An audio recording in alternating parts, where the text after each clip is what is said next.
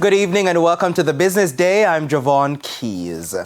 Twitter shareholders have voted to approve a deal with Elon Musk to buy the company for $44 billion. The decision was made in a short conference call with investors from the company's San Francisco headquarters.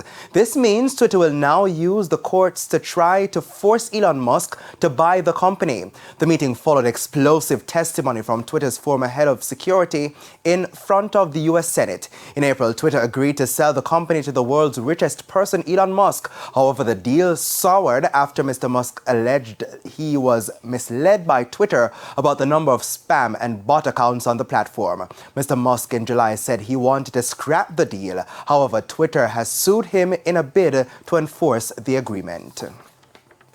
To some economy news now. In the U.S., inflation and consumer prices rose in August. The Labor Department says despite an easing in global supply chain bottlenecks, the consumer price index increased by 0.1% after being unchanged in July. Higher prices for food, rent, healthcare, electricity, and natural gas drove up the index. Food prices surged 11.4% compared to August last year, the largest 12-month increase since May 1979. The uptick in inflation has put investors on high alert for another 0.75 percentage points increase in the Fed's interest rate.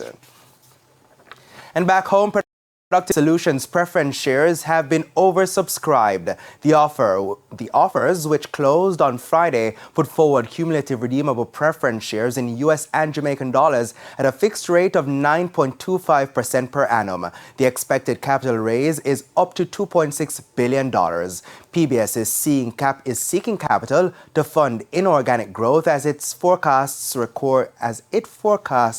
record earnings in 2022. And to currency trading today, the US dollar is being sold for an average $153.18. $116.61 is the going rate for the Canadian dollar. The pound is being sold for $176.14, while it's costing an average $157.04 for the euro. The JSE index rose by 1,661 points today, while the junior market index gained 34 points. Among the winners were Iron Rock Insurance Company, Cargo Handlers, Sagicor Select Funds, Manufacturing and Distribution, Pulse Investments, and Main Event Entertainment Group. While among the losers were Caribbean Assurance Brokers, Jamaica Public Service Company, CAC 2000, Knutsford Express Services, and Cygnus Credit Investments US dollar shares. And that's it for the Business Day. I'm Javon Keys. Good evening.